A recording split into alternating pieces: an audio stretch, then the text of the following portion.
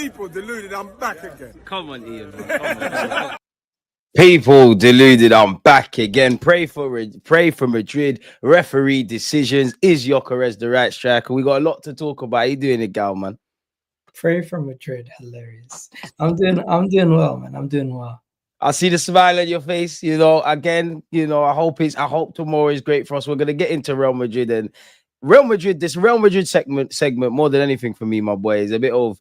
I just want reasons to be optimistic in it, but I'll leave that, man. And I just want to talk to a fellow Arsenal fan and get some optimism. But let's have a bit of order, man. Let's start with the Everton game, man. Talk to me about Everton. Away from the obvious talking points, like in the game, the football. What did you feel about it? Okay, we'll talk about the referees after, but I just feel like we didn't do enough to get the second goal. We definitely could have done better to get ourselves the second goal. This is really where, if we don't talk about refereeing decisions and injuries, this is really where we can improve massively going into next season to get us to that next stage, which is getting that second goal, finishing off a game, burying a game. And that comes down to two things. One, not having the clinical edge in the final third, and two, just not having more solutions, more problem solvers on the pitch.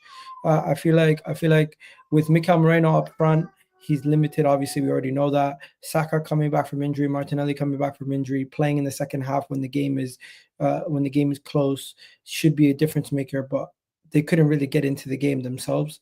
And you start the game with Mikel Moreno, Raheem Sterling, and Trossard. You already kind of know what it is. It's focused on Real Madrid, and this game is kind of a nuisance. That tells me that everyone at the club believes that the title race is over, and I agree with them. I think somebody needs to give the Premier League a memo because they're still showing graphics of a title race on their Twitter account. But I guess that's what people are going to do. And I'm not too hard done by it. This is the first time I've seen the ultra negative and the ultra positive fans kind of be on the same page and be like, yeah, focus on Madrid. This game is just make sure we don't get any major injuries and we move on. I think you're bang on the money, and it's unfortunate that I have to agree with you because I do think, well, it's not even that. I think we've known for a while the title race is done. I wish we'll get into it, but I wish the squad was bigger and all of these kind of things because rotating lineups is a rarity at Arsenal. I think personally, you're on brand. I feel it's a different game, same story. In that, I do think there's a deeper issue about creativity. A lot of it, as you said, comes down to personnel, whether they're available or in the squad or have that stardust or not. I think we're in that kind of trap this season of trying to win games on points. And what I mean by that is typically we'll have shots on target, we'll have possessions, we will have some chances that we could have and probably should have scored. But I do think we can go up the level in terms of quality and our tacticalness. I don't feel there was that many clear-cut chances against Everton. There was more than enough to obviously get another goal, and obviously the penalty, which was shambolic in my opinion, is not given. We win the game, but I think it's just a mixed bag and it's kind of on brand. Again, I want to address the elephant in the room, man, because again, you can't speak about Everton, and you touched on Marino. I actually feel he done well. I want to get into some stuff about Kivior and whatnot, but I have a duty to ask: is it a penalty? Never a penalty. He's literally got pulled down. If this is a penalty, there's so many different things that we could say are penalties that are not penalties. Honestly, I don't really want to talk about the referees every single day, but they find ways to make themselves the storyline. And facts. I feel like I don't see the same level of what do you call it? Refereeing decisions going against Man City, Liverpool. I don't see it against many other teams. Is it Arsenal fans are the most vocal? The manager has been the most vocal. Our players are the most vocal, and that's he shuts up about it now. He learned his lesson. What was it, Newcastle a few years ago, where he was critical? We obviously got the ban and whatnot. He just shuts up about it. He's quite diplomatic. He says he believes it's not a pen, but I just think he's going to be ridiculed if he speaks, man. No, I think what happened is the Disgracia situation at Newcastle has genuinely put a target on his back. And, yeah, that's what I'm saying. Like, you're damned if you do, damned if you don't. I think Mikel Arteta is probably just focusing on what we can control. And Mazur Skelly definitely has a target on his back. He's a marked man. He because of the situation where we made a referee look stupid and get the decision overturned. I do feel like he's judged a little bit harsher, and I think it has to do with. I'm not going to say it's skin color. I'm not going to say it's Arsenal. It's strictly because the referees feel stupid for getting a decision wrong in a game that we won. And now anytime that Mazzucchelli does anything, I feel like in the back of their mind, they have that in the back of their mind, and Unconscious bias. they're almost treating him like David Luiz, or they're treating him like players in the past who've had ridiculous calls. There's an Arsenal tax. Tomiyasu, Martinelli, Declan Rice, Lewis Skelly. There's an Arsenal tax, bro. And then look at the Liverpool game. You have Van Dijk literally take out a player in the box, and they say it's a coming together. Tarkowski this week as well. Nuts, bro. I really don't want to be that guy that's always yelling and screaming about referees, but I really do feel like the referees have a hidden bias against certain players and managers and Arsenal in general, because the kick in that, if you see in the comment, that kick to Declan Rice, which was given to him as a yellow card, a yellow card went to Declan Rice for kicking the ball away. Same thing with Trossard. I've not seen that be given many times this season. All he wants consistency. And then I've not seen another team get the ultimate punishment of a player getting sent off or a second yellow for that situation. When they introduced the yellow cards for goalkeepers, best believe David Raya is going to be the first goalkeeper sent off. They're gonna make 100%, man. They're gonna make an effort. They're gonna make an effort to show they mean business, and the way they do that is, I think, because the Arsenal fan base is also so vocal. They might have it out to stick it to us sometimes. And legally, there's nothing we can say, because by the letter of the law, they are allowed to make subjective decisions. In one game, this would not be given, like the game versus Manchester United at the Emirates. All you want is consistency, man. No. But the good thing is, sometimes it benefits us, but that's little in between. I would rather show consistency. Did you think Gabriel's foul on Rasmus Højlund at the Emirates last year was a foul? I didn't think it was a foul, but this was less of a foul than what do you call it? Ain't this the same ref from Gabriel Jesus away at Aston Villa last season? I'm sure it is. Our pen shout there. And again, I don't like to look at refs. I like to do the controllables thing. I do think us Arsenal fans, we are the men and women who cry wolf, and that. But at the same time, I'm 29 years of age, turning 30 on Sunday. I do think there's an agenda. I think it's because of. But no, there's clearly an agenda. Arsene Wenger was the first foreign manager. We all know about all that kind of stuff. There's an Arsenal tax going back to the George Graham days as well. So I think it's a mixture of things, as you said, with the referees. For me, all I want is consistency. When I see Trossard sent off and Declan Rice sent off, you know what? Fair enough. If those are 2 yellow cards, fair enough. But I better see that every week. And I think that goes for all teams. And I just feel, whether it's Arsenal, whether it's Liverpool, because there was plenty of talking points in the Merseyside derby, I don't feel they want consistency with the refs. Look what me and you are talking about on a Monday. I'm sure if me and you go on Sky Sports, we'll see a big debate. I think it adds to the entertainment project. Like, think about it logically. Yeah, you've got the Premier League, which is the richest league, in the world. All these teams are rich. They've all got great businessmen. We all talk about having the best players, the best managers, best physios, even best fans. Can it be a coincidence then that we have incompetent referees? And even that, I'm actually wrong, because is it incompetent referees where all of these refs are like that? If they're all in a room and they're all incompetent, then they've got to be on brand, and it's a bit jarring. It does lead me to ask you this then, yeah. Mark Goldbridge made a tweet. I just happened to see this as I was just preparing some notes. He said, seriously think Arsenal are into dropping figures of drop points now from incompetent and inconsistent refereeing. If we don't get the dodgy refereeing decision, do you think we win the league? We've had too many injuries to say categorically 100% we win the league. Injuries also have been a major factor in our drop in form. Now, the refereeing decisions don't help, and I do think we've probably had close to double digits in impact in games where we could have won. Now, those two things, they come in hand to hand. Two truths can live in the same realm. Yeah, but also, just to point out, you said you're turning 30, bro. I can't believe it. You've been doing this for 9 years. Yeah. It's actually fucking zoomed past, man. Time flying. I remember you're like 20 years old doing this. You know what? I can't even remember when I started. I just always say 2016. That 20-year-old guy, you know. Appreciate it, man. You know, hopefully it continues. I don't want my 20s to end, man. Like, it's a bit of a humbling experience, if I'm honest, bro. There you go. But getting back to what you're saying, I hope I answered the question properly, because I'm not to deflect, The referees are a problem, and the reason why they're a problem is because Arsenal fans constantly call it out. They don't like us calling it out. I don't think other fan bases call it out as consistently, so maybe they don't get as many like eyes on them. But referee messes up in an Arsenal game, he's spoken about for the next couple of weeks. Where a referee messes up at a Liverpool game, a Aston Villa game, a Newcastle game, even a Manchester United game, I feel like they forget about it and they don't talk about it. Like one of the worst calls I've seen all season that almost got Ten Hag sacked, which did eventually get him sacked, was the West Ham penalty they gave to him to West Ham in the final minutes of the game. Never a penalty, but they gave it to them, and I call that shit out because when it happens to rivals, I call it out.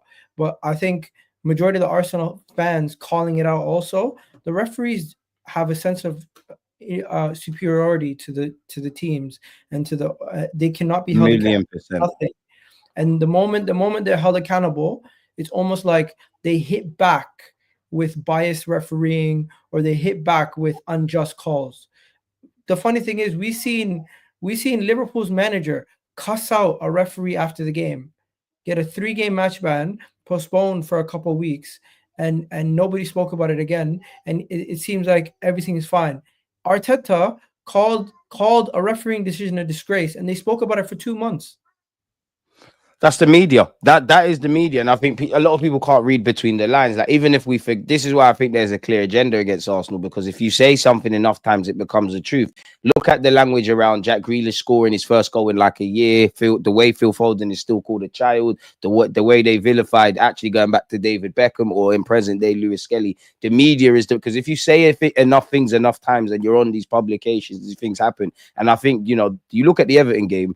Because of what we've just spoken about, undoubtedly the Lewis Skelly thing is going to be something. But watching that game in 90 minutes, Jack Harrison couldn't believe it's a pen, and fair enough. But there was so much decisions going for and against Everton and Arsenal that was inconsistent, even down to him stopping the game at full time and then restarting it. You mentioned the Declan Rice Brighton thing as well, which, as I said, rules are rules. I might think it's harsh, but if they're letters of the law, fair enough. But as I said, when you said that, I just want to see some consistency. Do you know how many second yellow cards that people should have got in that game? Do you know how many tactical fouls went missing? All I want is consistency, but we're never going to get consistency because I think you're bang on the money, but I'll take it a step further. I think the PGMOL and all of that, it's like a mafia. People can criticize managers, people can criticize players, people can criticize fans, people can do whatever they want. This is the day and age. If you ask a question about a referee, Onslaught did it, he got fined and banned. These are the kind of things that happen, and it becomes a thing where they take over the narrative and they're like, "Oh my God, how dare you criticize the referees and whatnot?" They have it out.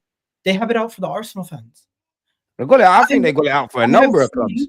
I have seen many different clubs physically and verbally try to abuse referees on a regular basis. We've seen it. It's terrible, but we have seen them get abuse. And why are you not allowed to react? Again, forget abuse for a sec. I just want to ask that. Why do you think you're not allowed to react? Because I remember the Onslaught game. Like clearly this is you're a professional manager. There's a lot on the line. You work so hard, and if you win or lose, you want it to be because of the game, not the fallout talking points. But I do find it weird. Like if you're the referee and I think EGAL's given a dodgy decision and I go, EGAL, what are you doing? It's like they condemn me for that, which is crazy. They will condemn you for everything you do that is negative to a referee because they feel like the job security of the referees and the job comfortability of the referees is more important than protecting the honesty of the integrity of the game. The integrity of the game doesn't mean shit to them. What means more to them is making sure that referees don't feel like they are they're working in a bad environment because they're like, there's not enough referees that want to referee at the top level, so we need to protect the shit referees we have here. I think it's the stupidest concept ever. But the main point I was making before you said what you said was, I feel like they don't want people who are going to speak up. And because the Arsenal fan base speaks up the most about refereeing decisions for the last 2 years while we've been in title races, and we not only speak about our refereeing decisions, we speak about the inconsistencies in other games. They don't like that being exposed to the level where when a Miles Lewis Skelly situation happens, they go and try to do a whole campaign about refereeing abuse is wrong. But when Liverpool, but again, reading between the lines, it's like there's no coincidence they're saying that. Then it kind of overshadows the initial talking point. And they said it was an Arsenal fan online. Excuse me. So where's the criminal conviction? Who are you going after? Where's the actual face with what crime you've said has been committed? Because I'm not saying it hasn't happened, but I'm pretty sure Liverpool fans were doing that after the Everton game. I'm pretty sure I've seen Chelsea. Them online fans of all clubs do nonsense. I'm So pretty you're sure gonna have I've to seen nip it all Chelsea in the fans. bud if that's the case. Yeah, I've seen this season alone Kyle Walker calling out Man City fans for making terrorist jokes about him online when he was having stinkers. But because Arsenal was brought up, the media is going to run with it. The PGMOL even ran with it, and it's going to get more headlines and more people are going to speak about it. The Premier League and PGML in bed like that as well. Yeah, whatever it is, let's be honest. Arsenal might not be the biggest club in the league, but when it comes to media scrutiny, we are definitely the biggest club at getting media scrutiny, and we have been categorically way better than Tottenham, Manchester United, Chelsea. They've had protests this year, all three of those clubs, but yet Arsenal's the team that everyone's highlighting as the negative and the worst team and the most disappointed fan base. I'm sorry, you can't sit here and tell me Arsenal fans are the most disappointed compared to Spurs. I was wrong when I said that a couple weeks ago. Definitely, we're not the most disappointed. We're painted as the biggest failures to suit a narrative and an agenda by everybody. But the reality is, with the amount of injuries we've had, Deluded, I have a video for you, and it's not. And I don't. And you need to check it out. I don't. While we're talking, you can check it out. I'm gonna post it in your Twitter DMs to make sure you don't think it's copyright or not. Basically, the Athletic posted something, and it's a 1 minute clip from the Athletic where they're speaking about the actual topic of Arsenal this season, and has any team ever won has any team ever won the league with the amount of significant injuries Arsenal have had this season? And guess what? Man City 2023-2024 season only had 3 significant injuries. And that's the season people keep citing when they say, oh, Man City won the league with 3 injuries. And guess what? The year prior to that, where they had 3 significant injuries, they lost the league to Liverpool, if I'm not mistaken. And then the year after that, when Liverpool lost the league, they had significant injuries to their centre backs and their defense.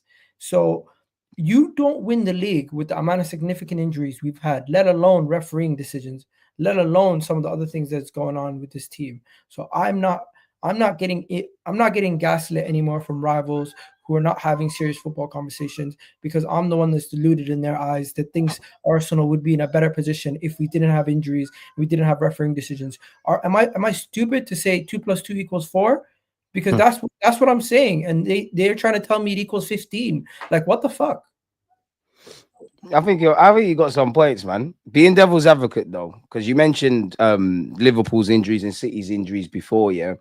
Obviously, it's not as easy as this. And yeah, there's been injuries and things happen. And I have no doubt, we'll get into it. But Mikel Arteta, unpopular opinion, I personally think everybody's got to share responsibility for the injury climate, whether that's recruitment, whether that's Arteta or whatever. That being said, clearly they don't want players to get injured. It is what it is, kind of thing. But we've seen other teams like Liverpool and City have injuries. We've seen whether it's been a massive amount of injuries or one player and the knock-on effect that has. We've had that. Our club last season, obviously, we missed Tomiyasu, Timber, and Partey for key parts of the season. And we talk about fine margins. So for me, is fine margins is, we've got 11 draws, for example, and 3 defeats. You claw back those points, where we at. Obviously, you look at half of those games as well.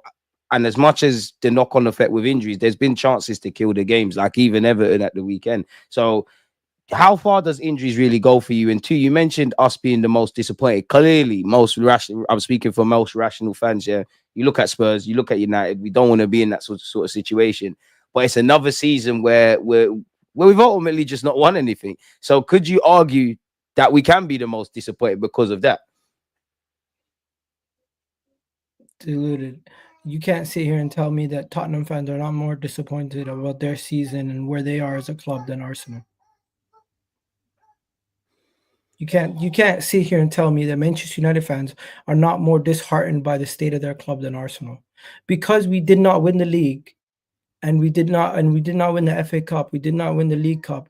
This is why I said some Arsenal fans are entitled. What gives us the goddamn right to say we need to win a trophy every year? We need to win this every year. We spend this much money. We buy this. Don't other clubs do that too? Now, I'm not accepting failure. Obviously, it's disappointing to our standards. But based on the most disappointing season, don't you think Southampton fans are disappointed they got relegated? I'm not comparing Arsenal to Southampton, but I'm I just hear saying. that, but it's I do kind of think all I do irrelevant. I do I think hear it. I I do hear it, think Gal. Yeah. Go on, go on. we look at it so much as just Arsenal that I feel like we But get that's into what the we should be doing. conversation. No, but I get it. But we look at it so much as just from our perspective that we don't view it from like the outer world. I think No, Arsenal. I think it's like I think football mirrors society, and in life, you know, I might not be happy with myself financially, or let's say my amount of subscribers or whatever. Clearly, you know, that's my life. I might look at somebody that's got less than me. In that case, that would be Spurs, someone who's got less subscribers than me, and be thankful that I've got more than them. Obviously, somebody's always got more or less than you. I hear what you're saying about looking at Spurs and United and this and that, but we're Well, Arsenal fans. Now, let me finish. let me We're Arsenal fans, bro. Like, we're Arsenal fans. We've been a great team. The team has actually spoken about wanting to win trophies. We can go back as May. I don't think we have a goddamn right, but we've put our best foot. Well, we've somewhat put our best foot forward, and we've had a real chance. We flirted with success. So I hear you about entitlement and things like that, but I don't think it's wrong for some Arsenal fans to suggest why haven't we got over the line in the Premier League, at least for these 3 years, or picked up a domestic cup. I don't think that's wrong. I don't think that's entitlement. That's two different questions.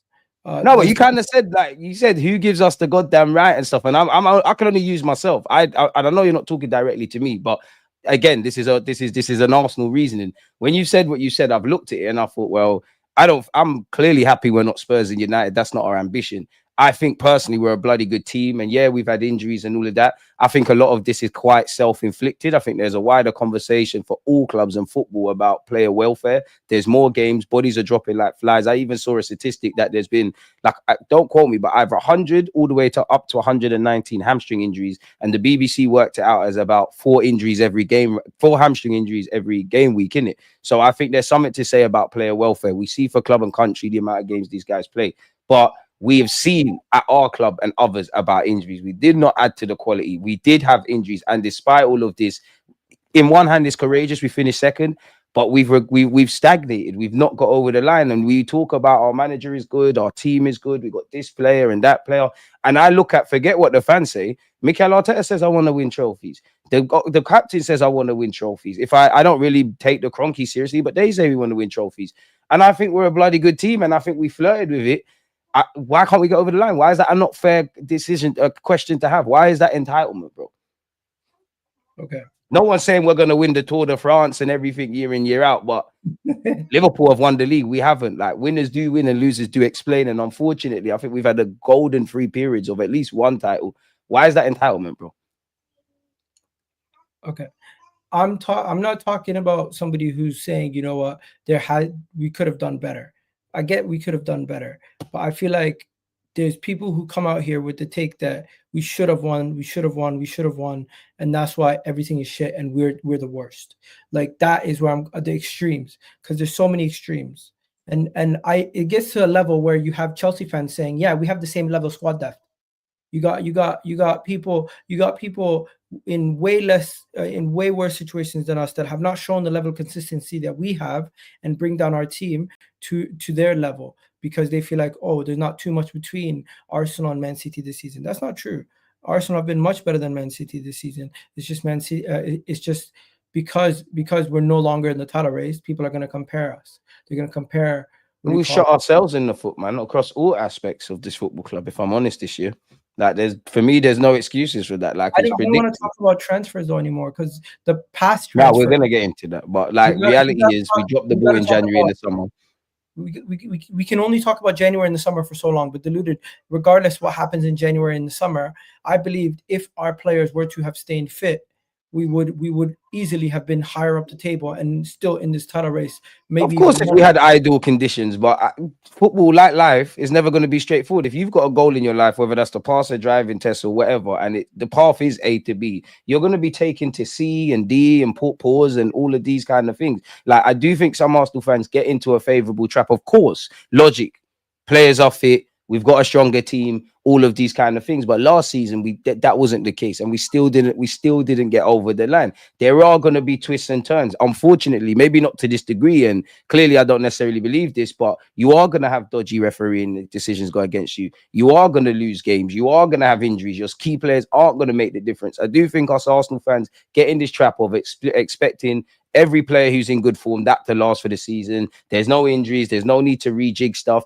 And it's almost reflected in how we approach games, essentially. Like, take the Everton game, being a bit disingenuous, but we've gone there. First half, we've dominated possession. We've huffed and puffed. We've dominated. We've scored. Obviously, there's been a bit of a spanner in the works, which we couldn't have accounted for. And unfortunately, that is life, bro. Like, it's another year of not winning a bit of silverware, my boy.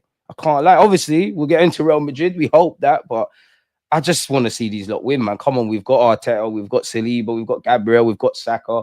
We have had the injuries and we are still second, but then it doesn't mean there's nothing to solidify this season. Could you imagine if we won the Prem this year? Could you imagine that? Especially with beating City 5-1 and the master against the apprentice in Mikel Arteta, and just to shut people up. Not that I care about external validation, because I do think there's some fans that if we win a Premier League title, the first thing they're going to do is say all of you lot were right or wrong about Mikel Arteta, this, that, and the other. The only thing that goes through my head is, EGAL, where are you? Are you in Islington? Parades, crazy stuff is going on because these players deserve it, especially this man in particular. We all remember the tweet when he sat there and said, "You deserve more." And look at just look at what we've got, man. Like, we're spoiling it, man. We've actually got a half decent team, and you are really telling me, yeah, you could say in the last 3 years, but with this squad in the last 2 years, yeah, you look at some of the boys that have won the FA Cups in the Emirates era, player for player, squad for squad, even the guys we don't rate, are these guys not better than a lot of them teams? I don't know, man. But it's now about getting over the line for me, man, and it's disappointing, especially where the league's concerned, because we blew ourselves out of the water. It is about getting over the line. I agree with you there. The thing that I'm speaking about more is we've transformed from a team scrapping for Europa League to now challenging for the title, and we don't want to be called nearly men forever. We want to win the silverware. Exactly. Just progressing is not what we are. What the end goal for us is obviously to finally get the league or the Champions League and get over the line. Right now, how we're going to get over the line, we can talk about that in a second. But my point is, just because you nearly win and you miss out does not mean you need to scrap everything. Just because you get close and you don't finally get over the line means you need to improve in the margins, not tear everything down just to try to start all over. But I feel like there's certain people who think that this needs another rebuild, needs 6-7 players and in key positions, and not just adding peripherals. And when I compare it to the teams that sorry, EGAL, hold that for Mark. I hear the trolling, but Arteta can't be Pochettino. He actually won something in North London. But go on, my boy. Also, when people compare Arsenal and like Liverpool this season, for example, I had people tell me the other day on Dan's channel, big up Dan Potts. They're like, yo, I know you've probably seen it too. They're telling me Harvey Elliott is as good as Martin Odegaard, and that's their squad depth.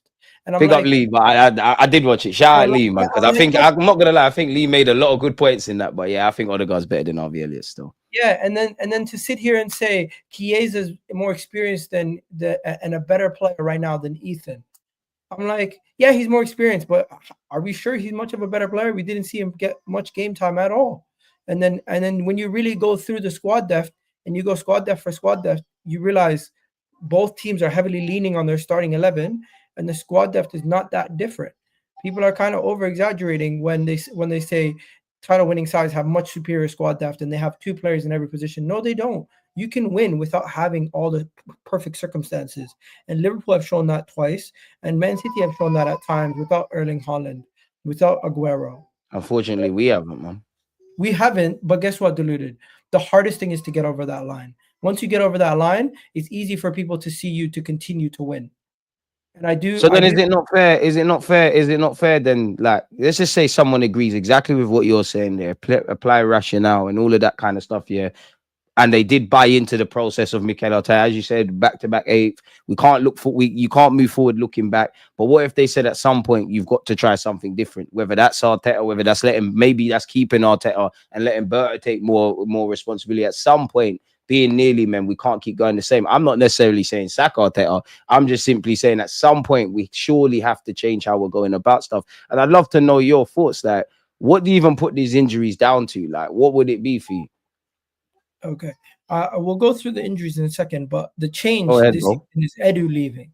Edu leaving is the change, and I'm hopeful that Berta coming in, giving us another person in the room who's Man not said been the here. Germany FA Cup separates us, bro. We've won the league at your ground twice. Mark, I got love for you, but louder trolling, bro. We've We won the got league at their ground more times bro, than they've won the league in their club's Spurs, history. Spurs, please calm down, calm it all down, man. Like, I'll take verbal from City, from Liverpool, from Man United, from Chelsea, from teams that I've seen done it. Fucking Spurs, mate. Like, your best ever period being compared to us. Fuck off. Big up yourself, Mark. But go on, EGAL, man. I'm being silly. Big up Mark, though. He's a spud, but he's always here. Go on, man. I'm being silly. Yeah. Okay, let's talk about the injuries. Tomiyasu, we know he's injury prone. Gabriel Jesus, he's had multiple knee injuries now. This is just a sheer accident. Ben White's injury, I think, comes back from he should have maybe had surgery in the summer instead of waiting to see if it naturally healed. Once it comes to Calafiori's injury prone. Zinchenko's injury prone. Kieran Tierney's injury prone. Bukayo Saka, Kai Havertz really comes down to poor squad planning. When Jesus got injured, we had to lean on them more. Too. And Martinelli also. The midfield injuries, Mikel Moreno, he just wasn't used to the physicality of Gabriel Magalhaes, and he found out the hard way. Timber came back from knee injury. Of course, you're not going to be played perfect. A lot of football post ACL, probably not too much, but had to play more because of the knock-on effect of us having a small squad. Understandably so. I'm surprised he only missed 12 games.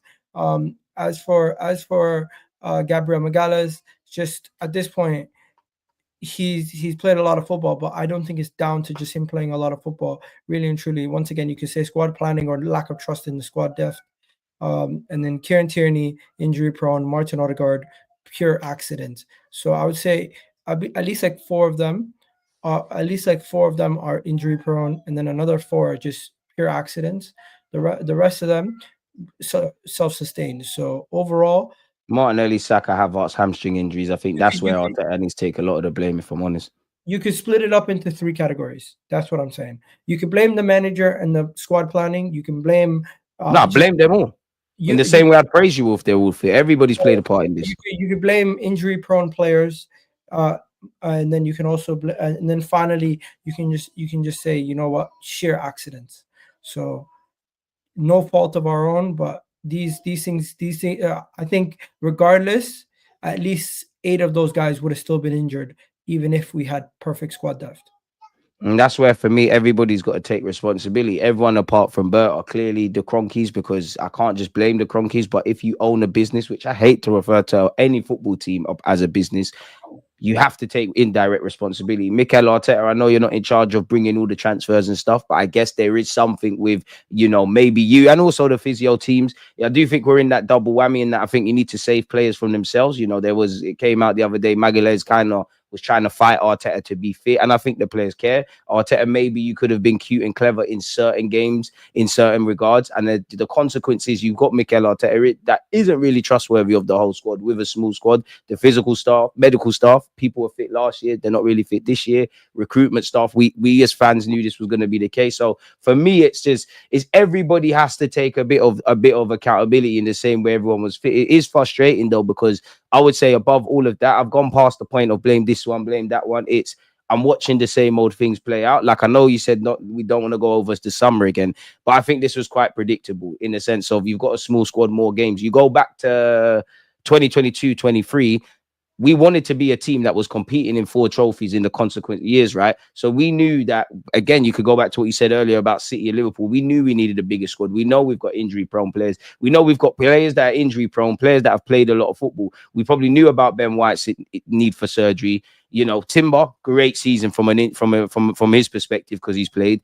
I would say for me, the more predictable ones, not that I'm saying I would have predicted it, but if any of them, injuries happen. But you look at Bukayo Saka, Kai Havertz, and Martinelli, there has to be a correlation with those are our 3 most used players, or 3 of the more used players. They've all had hamstring knocks, and you are in that double whammy because people will talk about training methods, which probably hold some weight. I don't necessarily agree with that because I think you got to train the way you play.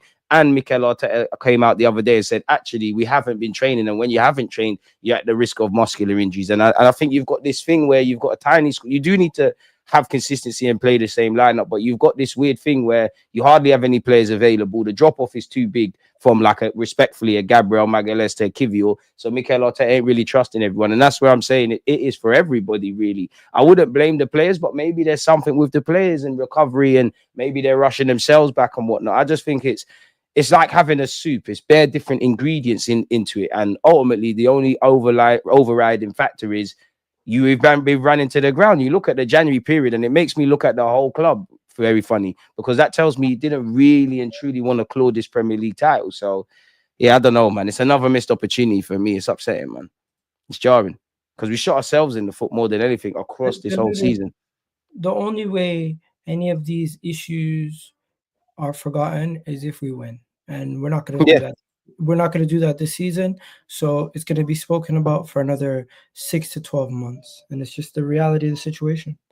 I know we don't want to talk about the same topic over and over again, but how many times do we see ourselves doing discussing injuries, discussing red cards? It almost seems like every time I'm on, I'm saying the same script, and it's not. Welcome to the life of Arsenal, man. It's not the same script, but that's just the reality of the situation. And hey, if people want to say we're bottle jobs, I think that this season is probably one season where even the biggest Arsenal haters can't say that. I'd rather be bottle jobs, if I'm honest, because that tells me you're in it. Of course, I don't want to bottle it or whatnot, but I don't think we've ever been in this title race. I don't think statistically we've been top that many times. I think we've been off the points. I think we've stagnated at best as a team. I don't feel we're as great defensively as we was last year, the year before. I don't think we're in an attacking sense. I think we've hit a bit of a glass ceiling. And for the players and Mikel Arteta, they're going to have to push through that. Reality is nobody is getting sacked. And what I mean by that is clearly a lot of the theme is around recruitment, whether it's bringing in players with stardust, as you said, to nick us a couple wins and whatnot, or it's people that can allow Arteta to have that confidence to rotate. It comes back to this, if I'm completely honest with you. It really does, EGAL, man, and it's just a mixture. And I don't think we've evolved from a tactical point of view. I think it's one thing talking about injuries on the pitch. Of course, Arteta's found solutions, but I don't see an evolution. I don't. I think you could sign Isaac, you could sign this, and I still think there's a lot he has to do from a tactical point of view. How we break down low blocks, I can't tell you. I'm not a manager. I'm just an armchair expert. But whatever people tell me, unless we learn how to break through low blocks or be able to do it on a slightly more consistent basis, we're not going to get more points on the board and do these fine margin things, as the manager says, and as you've mentioned. So I do think we've shot ourselves in the foot throughout the whole season. I felt like this, people get onto me. People can go back to, what was it, Aston Villa away. I have not been happy too many times this season. Of course, smash City, beat PSG. I think I'm muted there, playing Real Madrid, but I just think we've stagnated, and I feel a bit. The mic's not connected, I don't think. Oh, am I back? Am I back? You're good now. Yeah, sorry about that, people. I just feel we've shot ourselves in the foot. I'd rather us. You don't want to lose, and to be honest, it doesn't really matter how you lose. But I don't think we've really been in it. I don't think we've been in it. I think we've been complacent as a whole football club. We assumed everyone's going to stay fit. We assumed players that maybe not necessarily the Bukayo Sakas that are just inevitable. We assumed the purple patch kind of players or people like Havertz that found their feet, that was going to continue. And then I have to look at it another way. So either we thought that, or they knew they needed players, etc., and there was a failure to bring them in. Big up, we tried and all of that, and I commend you for that. But there's also, do you get the job done? You in your job, or anyone in their 9 to 5s, if you do a good job, but not necessarily the right one, do you keep your job? Is your boss going to say this and that, or you're going to have to ask questions? And I think more than anything, like I said earlier, bro, we're shooting ourselves in the foot because we've got a bloody good team. I think you can have questions over Arteta, but I think he is a good coach. I'm not saying that means you have to stay. And we're wasting it, bro. Like, we've wasted it. This is the thing, Deluded. In one breath, we can say we shot ourselves in the foot. In other breath, 100% we have. In other breath, we can also point at direct things that is just like out of our control. Okay, I hear you with that. But like at the end of the day, yeah, if we look at the Premier League, bro, yeah, let's look at the Premier League. The goals is on us.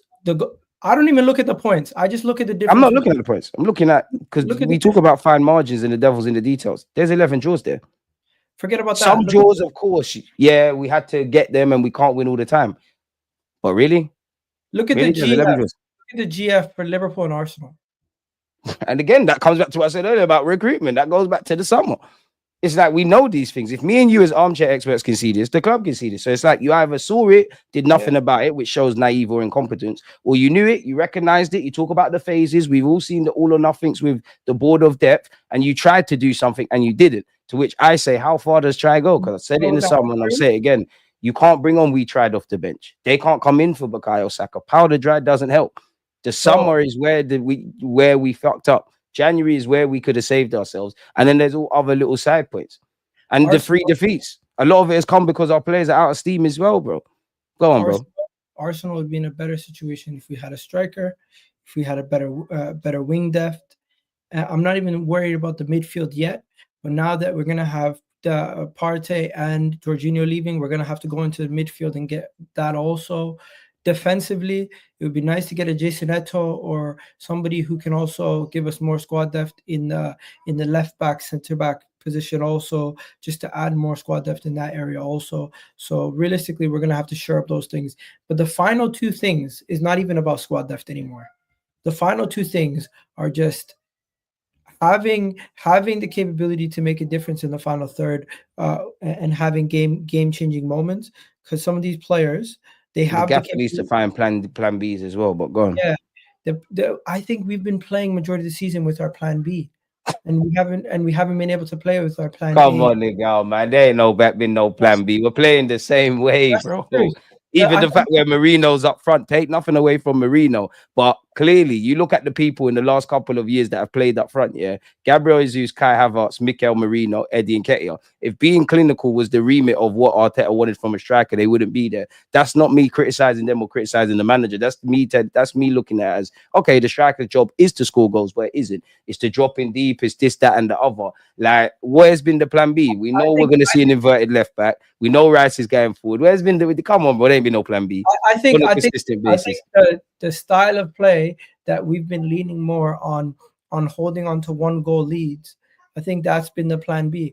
I think plan A, we obviously. You really think we've been going into games trying to hold on to a 1 goal lead 9 times out of 10? You really believe that? Whenever, let me give you 2 examples. Aston Villa and Tottenham. Those 2 games were games where I started to see Arsenal not playing the way that we played the back end of last season because of either injuries to Martin Odegaard or just us trying to adjust. What, the first North London derby this season? Yeah, you ain't seen that before. No. What I'm saying is, I think there has been different ways of play, and I just don't think sometimes you got to be cute and clever and 1-0 and get away, but I haven't seen that on a consistent basis for me, or in a way to think for me personally that we're intentionally trying to do that. I think I disagree with that, if I'm honest, but go on, bro. Okay. I'm saying Arteta's plan A, plan B, plan C is not just what striker he has up top. I think it's it's the approach in the game and how it changes throughout the 90 minutes. So, for example, the PSV game, we got up into early lead and we just kept going for it. That's one way we can approach games. Another way we can approach games. Champs, though. You're going to be up for it and ants in your pants. It's a bit like Bayern Munich last season as well.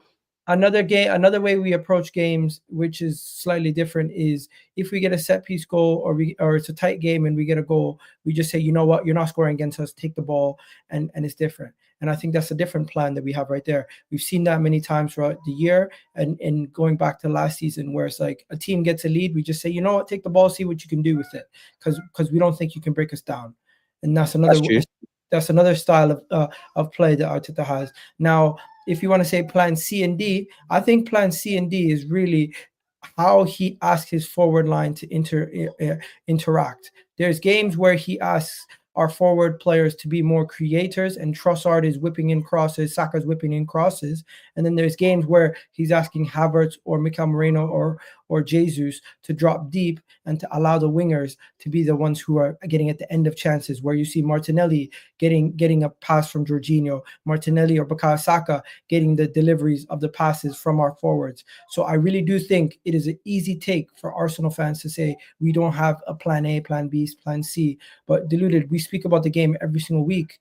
There are so many different ways we play, and there's so many different solutions to what we've had to do, that you cannot say we don't have a plan A, we don't have a plan B. Some of it's been via necessity. Some of it's been via necessity, like with some of the changes you've seen. Clearly, you know, the manager's got to change and make little tweaks. But I wouldn't say in the same way, you know, about our distinctive brand, our mid blocks, our low blocks, how we press, you know, whether people like it or not. But Odegaard's role, how Benjamin White and Timber have played in the right back position, what our left back does, what we do on the left hand side versus the right hand side. That is our plan A. I don't see something on a consistent basis in another way to that level to say we've got a plan B, even to the point where, unfortunately, Mikel Arteta seems to die on his sword. It's only when he really concedes the game's gone, he might ditch the inverted left back thing and go for a Tini. Clearly, the manager has to find solutions. And going back to that point, I think I don't know about anyone else, but clearly on my channel, I either bring people like EGAL or have people in the chat like yourselves that have common sense. We can criticize the manager about chance creation and things. Do we think he's not evidently trying to change that? 100% he is. But then I can only go off what we're seeing. The low blocks thing, this isn't something we discovered this season. I have no doubt Arteta has been training, trying to find solutions to that. But at the same time, we have to look at what is. I don't see a consistent plan B. And I'm not even saying you need a consistent plan B, because in an ideal world, unpopular opinion, I actually have nothing wrong with the way we're playing in general. I just want us to be able to go when it isn't working. Can we just play normal fullbacks? Can we move the ball a bit quicker? I understand Arteta likes to micromanage things, but I do think he has to evolve in himself. And I'm pretty sure if you ask him, I just think anyone who thinks that we the way we're playing right now, especially how quickly we move the ball or the pace we move the ball, if you sign your Gyokeres, your Isaacs, your Nico Williams, and you assume them into the team, it's all fine and dandy, you're incredibly naive. I don't think it's that. There's something we need to do on a tactical basis. And obviously the manager's trying, but again, I'm a fan.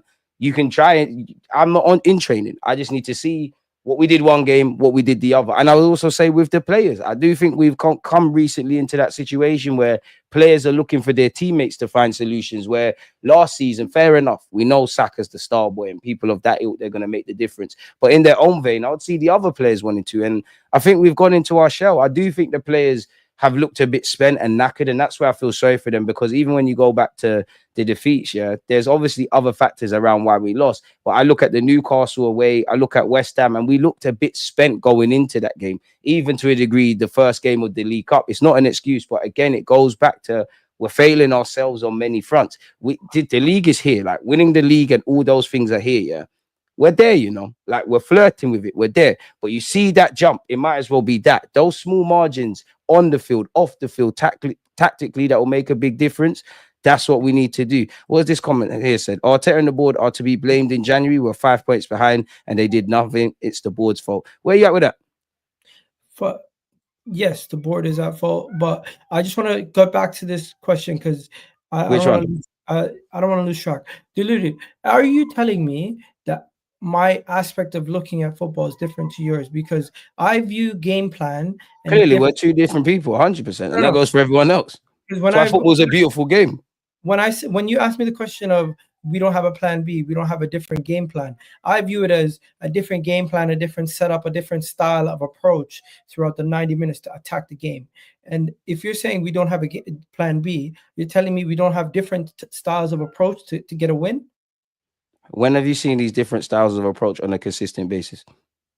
You're telling me because managers are gonna deviate away from it, which I think Arteta could do a bit more, but they're gonna have a distinctive brand. Wenger has a distinctive brand. Pep is a bit different because he has a distinctive brand season in, season out. But it's like we're not playing like we played. We might have been a bit defensive against Everton. You're not gonna see us go all out attack, for example, and play with normal traditional fullbacks, or change what we want the centre backs to do twice against Real Madrid. And then another thing, you can't tell me in these 20 odd games that we played this season, you've seen us play many different ways. And I'm not even saying I want that, because unpopular opinion, if we look, this is just me. I like what we do in defense. I like the invertedness. I like in free what we do in midfield. I like how we deploy our strikers and things. Me, I want to see the ball moved a bit quicker. When we talk about low blocks, I'm a naive football fan, but I think of low blocks, the key point of that is to be compact, right? Because if you're not being compact and solid defensively, you can't have a low block and you can't stifle Arsenal and break them down, right? So you either increase the width of the pitch and play through wide areas, in which we can improve central regions anyways, another point, or you have the cute players, the Odegaards and whatnot in the pockets. I don't see us change things. I just need little minor changes. I don't see us do a consistent plan B. There's no way you could tell me in these 20 games you have seen different ways of playing. And again, I'm not saying it's a different, it's even something you necessarily need. But you can't say Mikel Arteta has got different ways of playing this year. You can look at this season versus last season, or in fact, scratch this, because the best two examples are 2022, 23, 23, 24. Those are different styles of playing. So I know he's got the capacity to do it, but I haven't seen it this year on a consistent basis. There's no way you can tell me anything any different. Like, we have to agree to disagree. I don't think you can tell me that. Because when have you seen this? Of course, there's been games where we might be up for it. It's easy to, like you said, and I think you was right. Sometimes you have to be a bit street smart. 1-0 does it at this moment in time. We get away with it. Champions League, we're going to be up for it. But game in, game out, you can't tell me you've seen that. You can't, bro. All right. In a good way, because we've earned this right. Because Arteta's been here for a while, when I don't want to brag about it because there's nothing to brag about, but we've been recognized as quote unquote title challenges and things like that. You can't tell me we've seen different ways of playing. You know what we're doing down the left-hand side. You know what we're doing down the right. You know what Rice is specifically doing in that 8. You know what the 6 is doing. You know what the centre halves are doing when they split. You know where the inverted fullback is going to be. You know several things, my guy. So how can you say we've changed things? You've seen little tweaks here and there, but not on a consistent basis. And they might have been out of necessity, if I'm honest. It's a good conversation to have, though. Do you think the game is okay? Let me give you 2 examples. One, you got the personnel makes a big difference. When you have Mazu Skelly and you have Timber on both wings, they both allow you to invert. Where when you have Ben White and say where when you have Ben White and Calafiori, you're not going to see both of them inverting. When do you see both of these fullbacks invert?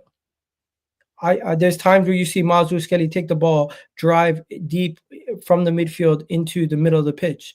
You see times where Timber has the ball and he's playing 1-2s with Saka. And throughout 90 minutes, you see both these fullbacks invert. Not seeing the right back become part of the back three as the left back inverts. You see both of them throughout 90 minutes, both inverting at the same time.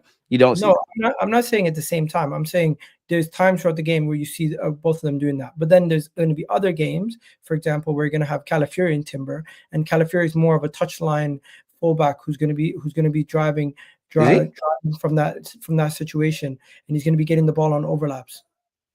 Ben White gets the ball on overlaps. He doesn't really. Yeah, if anything, I'd say Ben White more plays close to a traditional fullback at Arsenal. Timber does a bit of everything. See, fair point about Calafiori. I think Calafiori is a bit more 50-50. Lewis Skelly, great player, and imagine he wasn't fit where we'd be. The only one I kind of see is would be this plan B is Tierney, and what a good ball Tierney put in. I want to ask you this as well, yeah. I'm just saying there throughout the team there is different interchanging pieces that change the style of play, and I don't think every play is different. Of course, you're gonna have that, but my thing was on a consistent basis. Is there a plan B? I don't think there is. I think there is, and I think the plan B. So you see, actually, it takes me back to what I said at the beginning. Throughout the 20-odd games we've played this far, you in equal games where we know the kind of system that, like, if we were to divide however 20-odd games, how many games have we played? Okay, how many games? Sorry, where we played 31 games, yeah. So 31 divided by 2, whatever the hell that is. Equally, what we expect from Mikel Arteta and how we've come to play this season, you've also seen an equal amount of games where it's been different. Because that's a plan B. Let me give you multiple examples. When Martin Odegaard was injured, we've seen games where Trossard and Havertz were basically... Again, it goes back to what I said. That's out of necessity. Okay. But I'm giving you examples of how we would play throughout the season and how it's changed, because there's been diluted. I'm going to disagree heavily on this one. Because I can disagree. I know what I'm seeing. I need to show you my thought process, because I think we're viewing things differently. The way Trossard, Havertz, Martinelli, and Saka on the pitch together at the same time versus PSG versus a game where you have Havertz, Martinelli, Jesus, Saka, and Odegaard on the pitch in a different game versus Crystal Palace is 2 completely different team setups. Exceptions are not the rule. And again, going back to Gabriel Jesus, it's out of necessity. Of course, individuals are going to kind of tailor things. But when, again, there's 31 games, have you seen, for what you expect conventionally from Mikel Arteta, something completely different? Of course, the way Trossard is going to play on the left-hand side is going to be slightly different to Martinelli. And then even when you want to break it down, it's really not. It's actually not. If you actually go watch them, it's really not. And again, you're mentioning a couple of games. I'm not, this ain't me attacking you or saying you're wrong, by the way. This is me asking, I'm trying to understand your thought process, because there's not 50-50 with two different games. There might be little isms and schisms and individuals do things. But when you break it down, it is really different personnel playing in the same possible vein. If I'm honest, you know what the left-hand side's doing. You know what the right-hand side's doing. Okay. He's not waffling. He just got a difference of opinion. This is why he's here. Okay, this is my thing. The left-hand side and the right-hand side is going to be doing a lot more different when you have both. Okay, for example, you have Martinelli, Trossard, and Calafiori on the left-hand side. You have Havertz, Saka, and Timber on the right-hand side versus PSG, compared to Crystal Palace, where you have the traditional right-hand side of a Saka, Odegaard, Timber, and on the left-hand side you have a whole different trio of Martinelli, Kai Havertz, and Miles Lewis-Skelly. Now the personnel are completely different, and the personnel being different makes play a completely different style, different way of football. You don't see Kai Havertz making the same runs that Declan Rice would be making. You don't see Miles Lewis-Skelly and Martinelli setting up the same way as Timber and Saka do on the other side. The whole team and the way we attack low blocks and the way we attack games is completely different due to which personnel he uses in those games. And I do think we are getting to the stage where we're thinking Mikel Arteta plays one way, he plays one way, he plays one way. No, throughout the season, he's changed it up so many times where there was a point where he put 4 attackers and we had a 2-man midfield. It was almost like we were playing on a consistent basis. 4-2-4. When Odegaard was injured, we were playing 4-2-4 a lot. When Odegaard was injured, on a consistent basis. We were Exceptions are not the rule. There has been making changes with injuries out of necessity isn't something you necessarily want to do. But bro, this is the thing though. We're talking about plan Bs, we're talking about plan Cs, we're talking about plan As. I haven't mentioned plan Cs, and I definitely didn't mention plan Ds. I'm just disagreeing with what you said. All I've said is on a consistent basis. A manager has to find solutions. A manager has to tweak things. Mikel Moreno playing as striker has been on a consistent basis since necessity. I understand that, but everything you're going to say is necessity then. No, it is a necessity, because whenever you see Marino does not play up front if Kai Havertz isn't there. He's the best job to kind of mimic what Mikel Arteta wants from a striker, and he's done bloody well at it. Obviously, a striker has to score goals, and me and you have spoken about how Mikel Marino's been given a kind of terrible time by some sections, so I'm happy for him. But if Kai Havertz can do that, and Kai Havertz is a centre midfielder by trade. That's what he was brought in to do. Mikel Marino the same. They're centre mids. They're meant to be technical based. Kai Havertz can win headers. Marino can win headers. Havertz can facilitate. Marino can facilitate. He never once thought when Kai Havertz was fit, let me throw Marino up there. That is out of necessity. If you're talking that's plan Bs and finding solutions and that, I agree with it, which is why I think we're kind of saying the same point, but different heads. I'm more talking about the broader scale of things. Notice how I keep saying of the 31 games we've played so far, because I see the same good things and I see the same bad things. I see the same solutions. I see the same negatives. I see us go into games, and I've said this to you before. If we're playing on a Saturday, for example, and it's Monday today, I have no doubt Mikel Arteta and the players, they will play, well, specifically the coaching staff, they'll plan about the opposition. They know the opposition more than them. We'll go into the game because of how good we are now. Teams are going to sit back and give us that respect. We're going to knock it down the left, inverted fullbacks, kind of right winger Saka in the half space, looking to get on his left foot. I don't see anything changed on a consistent basis. And in case if nobody misunderstands me, I've said it in this live stream and I'm going to say it again. I can't speak for no Arsenal football fans. I can only speak for myself. Unpopular opinion. I don't want Tinkerman changing things game in, game out. I don't want that. I like our defensive approach. I like the invertedness. I like what we're doing in midfield, quote unquote. I could speak about Rice and whatnot. I just feel, when that's not working on a consistent basis, we need to find solutions. And 9 times that isn't that. 9 times out of 10, we are speaking about the 1 or 2 goals we've scored dependent on the result. We're waffling about possession, these handful of chances. And this approach is nice, but life, like football, is never one way. Just like against Everton, a penalty that we didn't account for, rightly or wrongly, we did not do what needed to be done prior to that. And then we're talking about if the penalty wasn't given, which is true, we win the game. Control the controllables. This is what I mean. When there's a chance to change things, even I mentioned Newcastle away in the second leg. When did you see certain things changed? The last 5 minutes of the game. That's my thing. I don't have a problem with how Arteta is going about things. It's just clearly we're in that stage now where we're marked men. You have to have a distinctive brand of football. Our distinctive brand of football, whatever Arteta has done, has got us to second. But teams have read that now. We're an open book. Carlo Ancelotti. We'll get into Real Madrid. What did he say when Real Madrid played City? I looked at how Arteta defended and whatnot. Low blocks are nothing new. I don't know about anyone else, but I didn't wake up this season with us knowing that low blocks is an issue. We have to find other ways around it. He's not a gaslighter, mate. Like, EGAL's my guy. I got the most amount of time for EGAL, man, because he wears his heart on his sleeve. And we're just having a conversation. There's no rights, there's no wrongs. I don't do this emotional thing. I want to ask you this, though, man, because I'm wary about time. There are some things I want to go over, bro. But if you got any more points to say, make it before this. But Ethan has said, DG. My theory on how we were addressing low blocks earlier in the season before we faced injuries, like early December time when we had Jesus, was we were throwing out one of our defensive midfielders either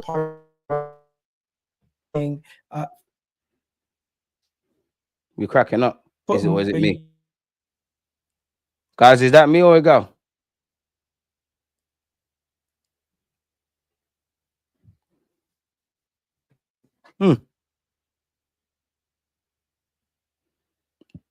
What is it? Awkward? Is that me or EGAL, guys? Is it me? Let me try to fix this. Yo.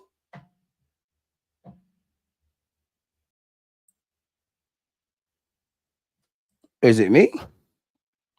EGAL.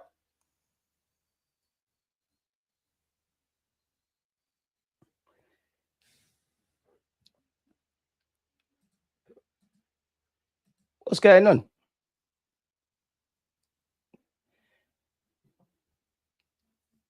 Yo.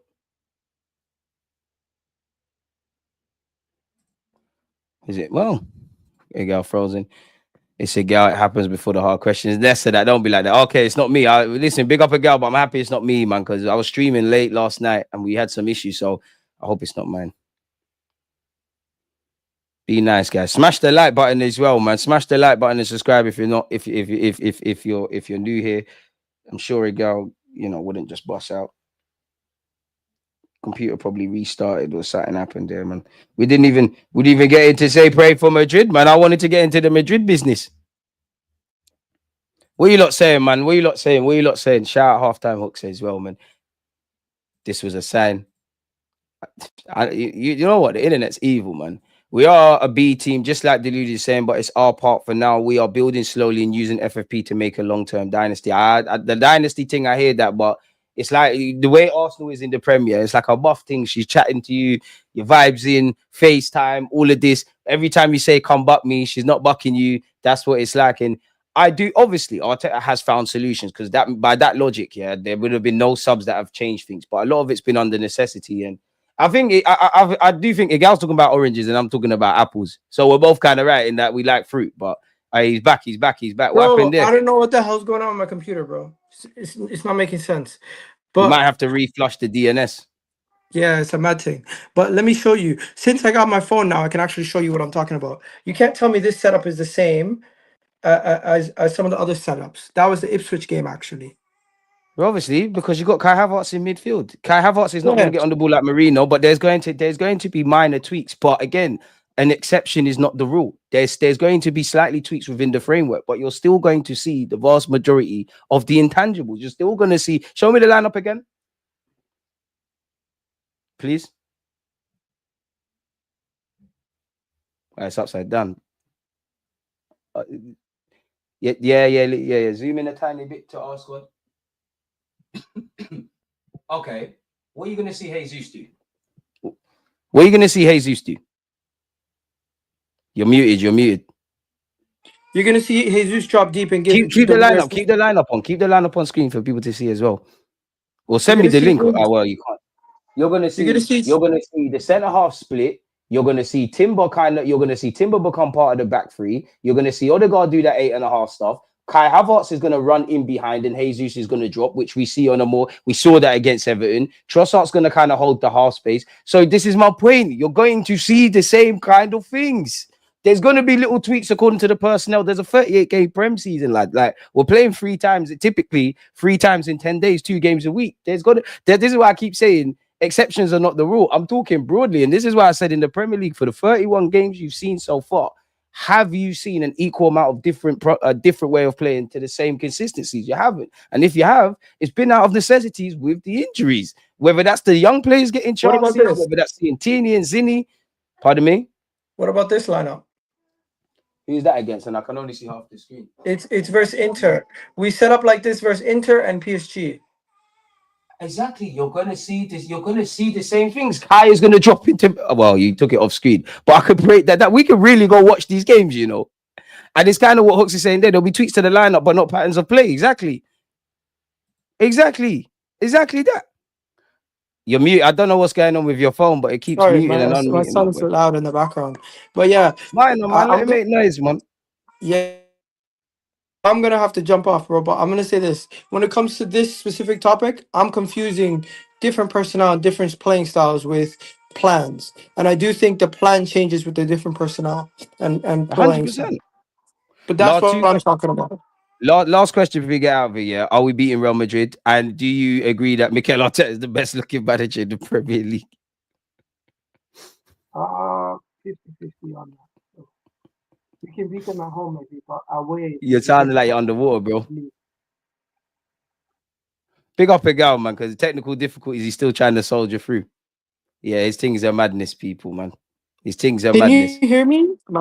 Can you hear me now? Can hear you. Now we can hear you. Like, tell us your thoughts on Real Madrid, man. This is a madness. Real Madrid are going to be a problem, and at home Pray we can beat Madrid. them. I saw your lineup, man. You should be optimistic. Away from home, probably not.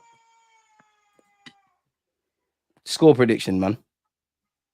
2-0 at home. Away from home, we'll talk about it later. Hey, you know what? I'm gonna back it and go with 2-1 Arsenal, man. Hey, EGAL, let me let you get out of here. Appreciate it, my guy. Peace.